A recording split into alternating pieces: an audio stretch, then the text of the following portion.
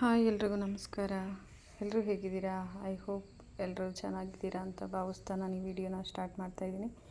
ಇವತ್ತಿನ ವಿಡಿಯೋ ಮನೆಯಲ್ಲೇ ಬೆಳ್ಳುಳ್ಳಿನ ಈಸಿಯಾಗಿ ಹೇಗೆ ಬೆಳಿಬೇಕು ಅಂತ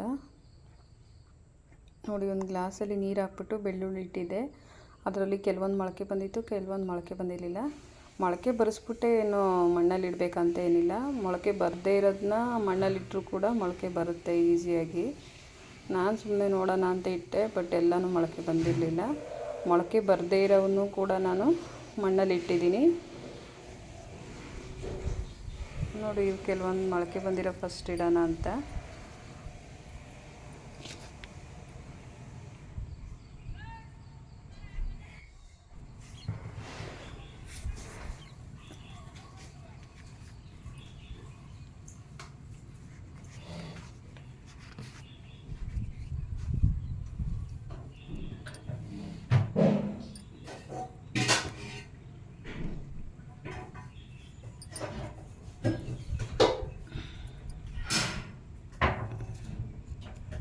ಬೆಳ್ಳುಳ್ಳಿ ಮೊಳಕೆ ಬಂದಿದೆ.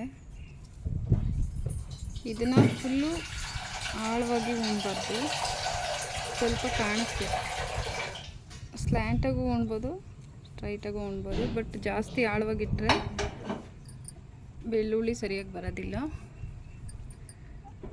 ಒಂದಿಷ್ಟು ಕಾಣಿಸ್ಬೇಕಿಷ್ಟು.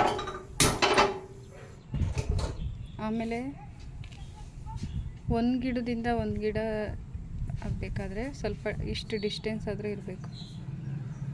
ಒಂದು ಇಷ್ಟು ದೂರ ಅಂದ್ಕೊಳ್ಳಿ.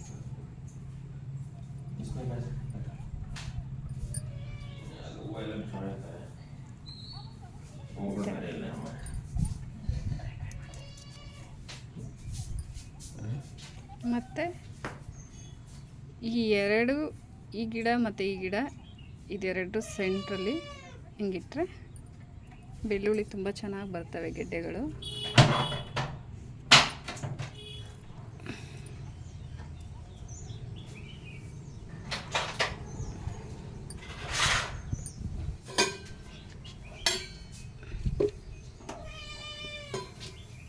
ಸ್ವಲ್ಪ ಎಪ್ಸಮ್ ಸಾಲ್ಟ್ ಹಾಕ್ತಾಯಿದ್ದೀನಿ.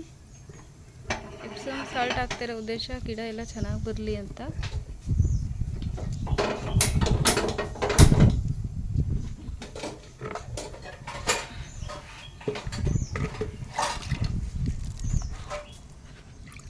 ಈಗ ಮಳೆ ಬೇರೆ ಬರ್ತಾ ಇರೋದ್ರಿಂದ ನಾನೇನು ಇದಕ್ಕೆ ನೀರು ಜಾಸ್ತಿ ಹಾಕ್ತಿಲ್ಲ, ಸುಮ್ಮನೆ ಲೈಟಾಗಿ ಹಾಕ್ತಾಯಿದ್ದೀನಿ. ಸಂಜೆ ಆದರೆ ಡೈಲಿ ಮಳೆ ಬರುತ್ತೆ. Thanks for